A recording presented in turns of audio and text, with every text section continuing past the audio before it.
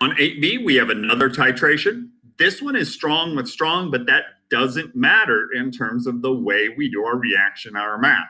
An acid reacting with the base to make water and a salt is one way.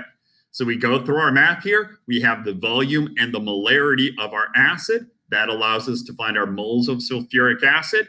We recognize from the balanced equation that there's 2 moles of base for every mole of acid. That mole ratio is super important, which is why you want or need to write the reaction if it's not given. Because in this case, the moles of acid as it's written is not equal to the moles of base.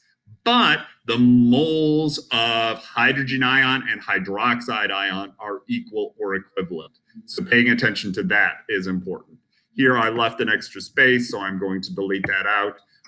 But our moles of KOH divided by our volume of KOH that was given gives me the molarity of that.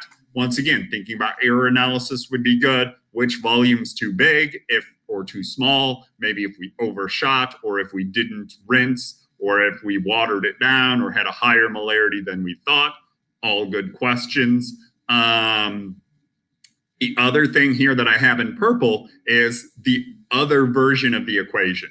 Technically, this is the dilution equation, but it works for acid-base titrations as well.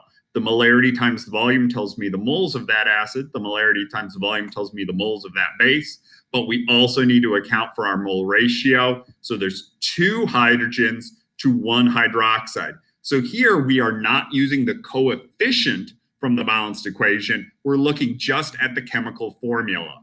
This, in the math, you'll see obviously comes out the same. This means that when I'm solving for this, I end up multiplying by a 2. And if you walk through all the math, we do the same thing. We do this times this, we do it times 2, we divide it by this number, we divide it by 1. That's how this process kind of replicates that one. Some teachers totally hate this because it's not a true valid stoichiometric proof, but it gets you the right answer.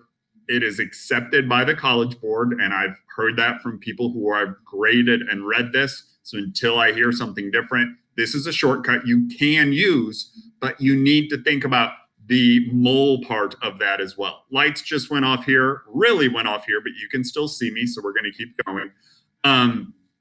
Don't just jump to this for all titrations. Once we get to those weird redox titrations, or if you don't know if something's monoprotic or diprotic, write your reaction and do it that way. That is important. But this way totally works and gets you your points as well.